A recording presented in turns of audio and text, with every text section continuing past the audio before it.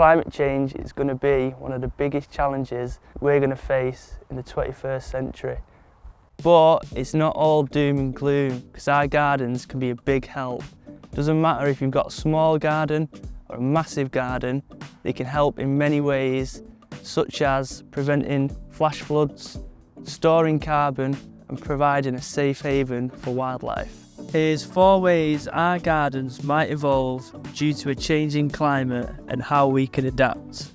So number 1 is an extended growing season.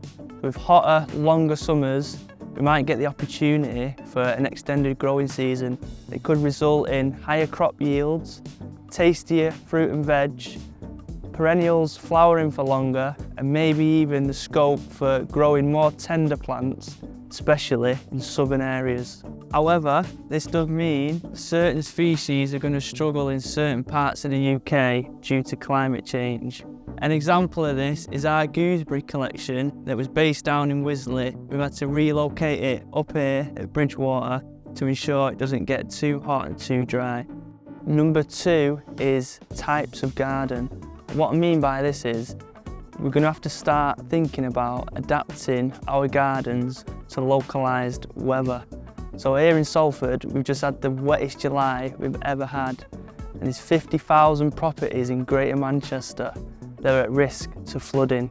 So implementing something like a rain garden can be very beneficial in these areas. But it's not just excessive rains that we need to worry about, but it's also excessive periods without rains causing droughts. So in these areas, especially down in the south, we'll be thinking about implementing a dry garden. These dry gardens, they focus on drought-tolerant plants. They'll use gravel as mulch and they'll rely on little to no water to look great, such as this garden here. And you can see the array of plants that they use. There's all sorts from Cephalaria, Niphophia, asters, thyme, a whole range of plants that look great without much water.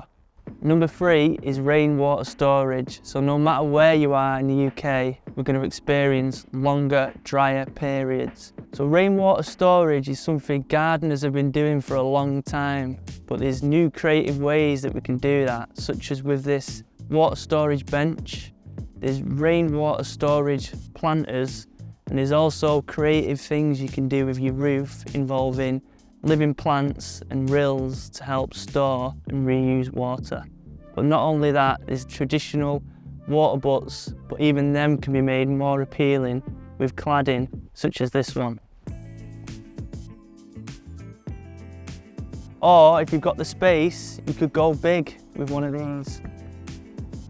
Last but not least, number 4 is changing flowering times. Plants are going to start flowering earlier than usual, maybe even later than usual, and this can affect the feeding habits of certain pollinators.